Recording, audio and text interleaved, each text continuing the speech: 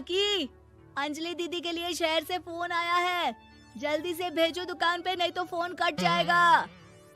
हाँ हाँ बेटा, अभी भेजती हूँ। अंजलि बेटा, तेरे लिए शहर से फोन है। सब काम छोड़ के जल्दी जाके सुन ले, नहीं तो फोन कट जाएगा। हाँ माँ, अभी जाती हूँ। जरूर मीनाक्षी दीदी का फोन आया होगा। हाय अंजलि। नमस्ते दीदी, मेरा मतलब हाय, कैसी हो आप? यहाँ तो सब ठीक है। मामा मामी कैसे हैं? तू कैसी है? मेरे तो एग्जाम्स होने वाले हैं। हर रोज कॉलेज जाना पड़ता है। Lectures, extra classes, private coaching. ओ, मैं तो इतना थक जाती हूँ, क्या बताऊँ। आपकी कॉलेज वाली बहन जी आपको इतना पढ़ाती है, तो घर कब जाती हैं आप दीदी? अरे नहीं नहीं, ये सब सिर्फ मेरी प्रोफेसर नहीं पढ़ाती, मैं अलग से दूसरे टीचर्स के पास भी पढ़ने जाती हूँ। दीदी, फिर तो आप बहुत थक जाती होगी ना। आप ना पैदल मत जाया करो, टांगा ले लिया करो दीदी। नहीं मेरी भोली बहन, ना मैं पैदल जाती हूँ, ना ही यहाँ टांगा मिलता है। मैं बस से जाती हूँ और थोड़ी दूरी के लिए रिक्शा ले लेती हूँ। सच्ची? वहाँ पर टांगे नहीं, बस चलती है? वाह, वो भी हर रोज? हमारे गांव में भी बस आती है, दिन में 2 बार। यही तो खास बात है शहर की। यहाँ बसें पूरा दिन दौड़ती हैं सड़कों पर, और सिर्फ बसें ही नहीं, कार, स्कूटर और ट्रक भी। और तो और थोड़ी दूरी पर तो हवाई जहाज भी है, जहाँ से हवाई जहाज आसमान में उड़ते हैं। अच्छा दीदी, मैं फोन रखती हूँ। बुआ जी, फूफा जी को मेरा नमस्ते कहना। हाँ माँ, हम लोग शहर में क्यों नहीं रहते? बुआ जी, फूफा जी और मीनाक्षी दीदी तो शहर में ही रहते हैं। अरे क्योंकि तेरे बुआ जी की शादी शहर में हुई थी, इसलिए बेटा। शादी से पहले वो भी तेरे पापा और दादा दादी के साथ गांव में ही रहती थी। तो फिर बा, मुझे शहर भेज दो ना, मैं भी शहर देखना चाहती हूँ। इतनी बार मीनाक्षी दीदी से शहर के बारे में सुन चुकी हूँ, अब मैं भी वहाँ जाकर देखना चाहती हूँ। बस आप मुझे शहर भेज दो। ठीक है, इस बार गर्मियों की छुट्टियों में कुछ दिन रह आना शहर, अपनी बुआ के घर। अब तो खुश ना? हाँ माँ, बहुत खुश।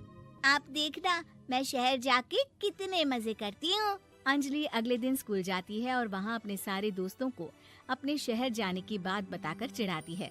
अरे श्रद्धा, शीतल, सरोज, तुम लोग इन गर्मियों की छुट्टियों में कहाँ जा रही हो?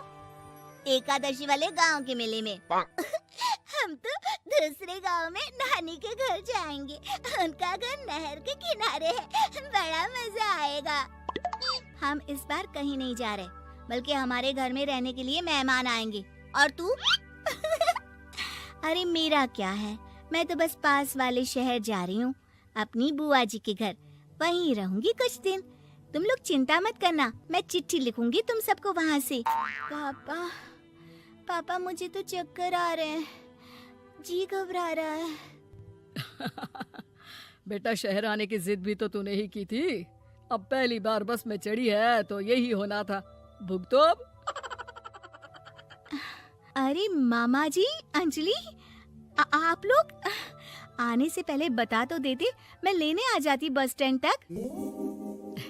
आओ आओ भैया, आओ बेटी अंजलि। माँ बुआ जी कैसे हैं वहाँ? और भाभी कैसी हैं? सब ठीक है, बस अंजलि जिद कर रही थी कुछ दिन आप लोगों के साथ रहने की, सो छोड़ने आ गया। दीदी, आप मुझे शहर घुमाने ले जाओ ना, मुझे भी शहर देखना है। हाँ हाँ, चल तैयार हो जा जल्दी से। अंजलि तैयार होने जाती है और कुछ देर बाद जब बाहर आती है तो अरे ये क्या कर दिया तूने? मार्केट तक ही तो जाना है। इतनी डार्क रेड लिपस्टिक, इतने बड़े बड़े झुमके और चूड़ियां और चेहरे पर इतना सारा पाउडर। मेरी बहन, ऐसे नहीं चलेगा, जा और ये सब हटा के आ। अरे कैसे, क्यों? मैंने शहर आने के लिए इतनी मेहनत से ये सब इकट्ठा किया था। और वैसे भी मैंने देखा है मोहल्ले की राधा काकी के टीवी पर एक फिल्म चल रही थी, उसमें हीरोइनें ना ऐसे ही तैयार होकर जाती है घूमने। सब पता है मुझे, मैं तो ऐसे ही जाऊंगी दीदी। अंजलि शहर की चकाचौंध को देखकर बहुत हैरान और खुश होती है। ऊंची ऊंची इमारतें, सड़क पर दौड़ती गाड़ियाँ, बड़ी बड़ी दुकानें, उसकी एक्साइटमेंट का ठिकाना नहीं था। दीदी, ये छोटा सा कमरा सड़क के किनारे क्यों रखा है? इसमें कौन रहता होगा? ये कमरा नहीं, पीसीओ है, पीसीओ। यहाँ पर लोग फोन करने आते हैं, सिक्का डालकर। ओ, हमारे गांव में तो दुकान पे ही जाते हैं बात करने। अच्छा चल, तुझे रेस्टोरेंट में खाना खिलाने ले चलती हूँ। Excuse me, 2 plate noodles please and 2 Cola. Meenakshi को ऑर्डर प्लेस करते हुए अंजलि बहुत ध्यान से देखती है और थोड़ी ही देर में ऑर्डर लेकर वेटर आ जाता है और खाना टेबल पर रख देता है। अरे, ये लंबी लंबी सेवइयाँ खाते कैसे हैं दीदी? और इसके साथ कोई अचार, प्याज, मूली कुछ भी नहीं दिया, बस ये छोटा सा पेट खुजाने वाला दे दिया है। गांव में तो छोटे छोटे चावल ही होते हैं जो कि हाथ से ही खा लेती हूँ। अब इसे कैसे खाऊं दीदी? एक्सक्यूज मी, एक चम्मच प्लीज, और लिटिल प्याज और अचार और मूली और एक गिलास मट्ठा, वो बाद में। हाँ, अब ये सब सुनकर आसपास बैठे लोगों को हंसी आ जाती है। मीनाक्षी भी अपनी हंसी किसी तरह रोकने की कोशिश करती है और वेटर मुस्कुराता हुआ वहाँ से चला जाता है। अंजलि समझ नहीं पाती कि सब किस बात पर हंस रहे थे, लेकिन वो छिप जाती है। दीदी, मुझे लगता है कि मुझे इन सेवइयों को ऐसे ही खा लेना चाहिए, इसी पेट खुजाने वाले कांटे के साथ। एक काम कर, तू मुझे खाते देख, जैसे मैं खाऊं तो भी वैसे ही खा ले। ठीक है दीदी। अंजलि खाते खाते नूडल्स में सिरका ज्यादा डाल देती है, फिर ऊपर से नमक दानी से खेलते हुए काफी नमक भी अनजाने में छिड़क लेती है। अरे, ये क्या क्या खा लिया? अरे हाय हाय, कितना कड़वा है। पानी पानी, ये काला शरबत ही पी लेती हूँ। और जल्दबाजी में अंजलि जल्दी जल्दी कोला पी लेती है, जिससे उसके नाक में झंझनाहट होती है। दीदी, मुझे ले चलो यहाँ से। मैं ये सब शहरी खाना नहीं खा सकती। अब शर्म के मारे मीनाक्षी अपनी बहन को वापस घर ले जाती है और कहती है कि देख अंजलि, माना कि शहर और गांव एक दूसरे से बहुत अलग है, लेकिन इसका मतलब ये नहीं कि हमेशा शहर ही बेहतर हो और उस वजह से हमें वो सब करना पड़े जो हम नहीं कर सकते। शहर में सहूलतें तो हैं ही, पर चुनौतियां भी हैं। हम जहाँ भी रहें, हमें कभी अपने आप को कम या ज्यादा नहीं समझना चाहिए।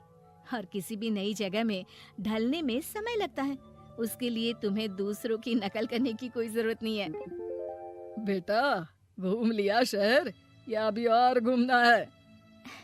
नहीं पापा, मैं अपनी गलती समझ गई हूँ। आप गांव ही ले चलिए।